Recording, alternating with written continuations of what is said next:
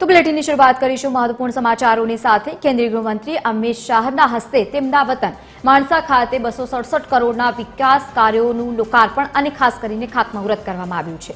આ અવસરે તેમણે ભાવુક બનતા જણાવ્યું છે કે જે ગામોમાં મારો જન્મ થયો ત્યાં વિકાસના કાર્યો ખુલ્લા મૂકવા એ મારા માટે યાદગાર ક્ષણ છે।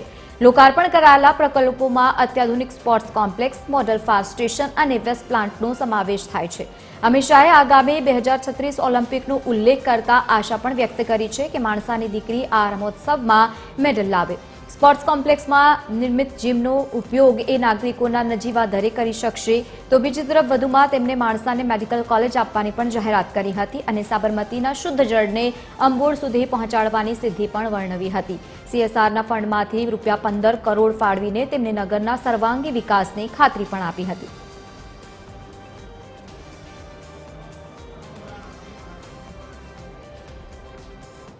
अहींया फायर स्टेशन, अत्याधुनिक फायर स्टेशन अमदावादमां जे प्रकारनी फायर स्टेशननी व्यवस्था छे एवुं ज फायर स्टेशन आपणा माणसामां पण आजे करवामां आव्युं छे।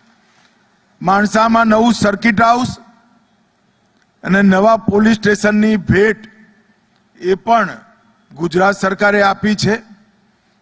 અહીંયા માણસાના નગરજનો છે એમને હું કહેવા માંગુ છું કે છેલ્લા 4 વર્ષની અંદર સાતત્યપૂર્ણ પ્રયાસ કરી આપણે માણસાના જૂના માણસા સ્ટેટના 13 તળાવોને એકબીજા સાથે જોડી 12 મહિના નર્મદાના પાણીથી ભરાયેલા રહે એવી વ્યવસ્થા કરી।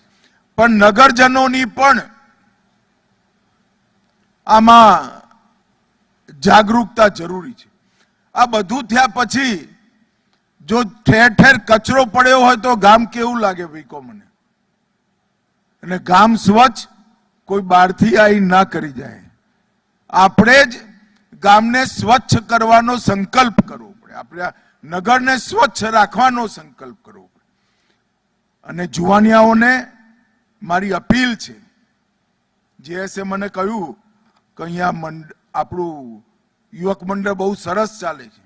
आ बधा तरावो, आ स्पोर्ट्स कॉम्प्लेक्स, आ बधुं इन्फ्रास्ट्रक्चर एनी व्यवस्था जो गामना जुवानियाओ सारी रीते ना जाळवे तो ना थई शके।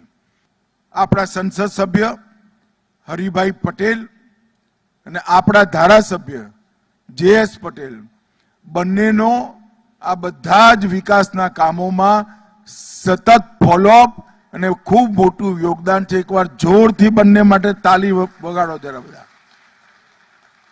जागृत जनप्रतिनिधि हमेशा हमेशा पोताना क्षेत्रनुं ध्यान राखता होय छे। अने जेएस अने हरिभाई बंने माणसाना विकास अने हरिभाई મહેસાણાના વિકાસ માટે ભારત સરકાર, રાજ્ય સરકારમાં સતત પ્રયત્નશીલ હોય છે।